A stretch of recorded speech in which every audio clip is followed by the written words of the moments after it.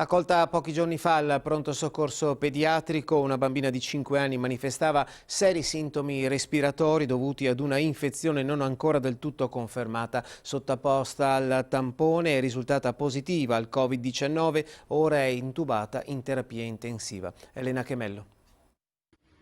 C'è anche una bambina di 5 anni ricoverata in terapia intensiva nell'azienda ospedaliera di Padova tra i pazienti Covid che destano preoccupazione in Veneto dopo la ripresa dei contagi nelle ultime settimane.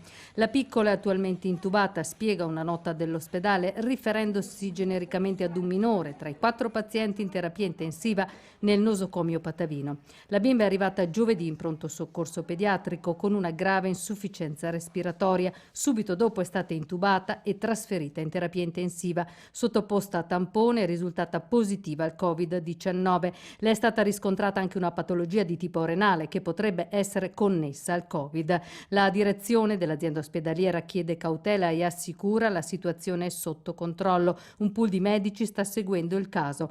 La bimba vive in città con i genitori, tutta la famiglia è stata messa in isolamento.